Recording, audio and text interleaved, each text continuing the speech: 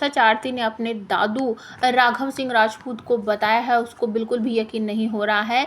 लेकिन जब सानिया आकर बताती है कि ये भजन सिंह आपका दामाद आपसे झूठ बोल रहा है, तब राघव सिंह को लगता है कि मुझे अपने भाइयों को और अपने स्टाफ को बुलाकर पूछना चाहिए कि क्या कभी हमने इस तरह का कोई केस लड़ा था। जब वो इस बात की तह तक जाते हैं तो उन्हें पता चलता है कि हाँ, सच में हमारे फर्म ने या फिर हमारी कंपनी ने इस तरह का एक केस लड़ा था। और उनकी आंखों से आंसू टपकने लगते हैं बहुत बुरी तरीके से, और वो पछताते हैं कि जिस गाड़ी की वजह से मेरा अमन हमें सबको छोड़कर चला गया, अमन इस दुनिया में नहीं रहा, जिस गाड़ी की ने अमन का एक्सीडेंट किया, उस गाड़ी के मालिक को बचाने के लिए हमने केस लड़ा, मैंने उस मालिक को बचाया।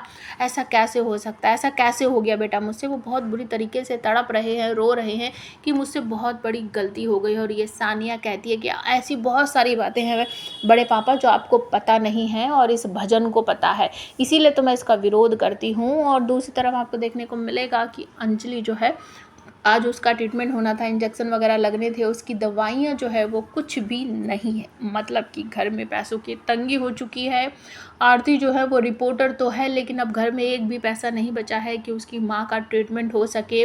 उसकी सारी दवाइयाँ ख़त्म हो गई है, घर में देखती है कि एक भी दवाई नहीं है। और आज माँ को हॉस्पिटल लेकर जाना था, इंजेक्शन लगवाना था, तो क्यों नहीं कोई भी गया, वो सबसे पूछती है। और अपने नानू को बुलाकर कहती है, नानू आप इतनी लापरवाही कैसे कर सकते हो, माना कि मैं इनकी बेटी हूँ, मेरी जिम्मेदारी है, लेकिन ये आपकी भी तो बेटी है, तो आप क्यों नहीं इनकी दवाइयों का ध्यान रख रहे हो, और आप क्यों इनको हॉस्पिटल लेकर नहीं गए। और अपनी पद्मा मासी से भी पूछती है, पद्मा मासी प्लीज़ बताओ ना, प्लीज़ बताओ, आपने माँ को अभी तक दवाई क्यों नहीं दी, इनकी दवाई कहाँ गई है, मुझे दवाई दिख क्यों नहीं रही है, आप लोग ऐसा कैसे कर सकते हो, मेरी माँ को दवाई क्यों नहीं दे रहे हो टाइम पर। बहुत बुरी तरीके से आरती कर रही है। तो नाना बताते हैं कि बेटा पैसे नहीं हैं, सब खत्म हो गए।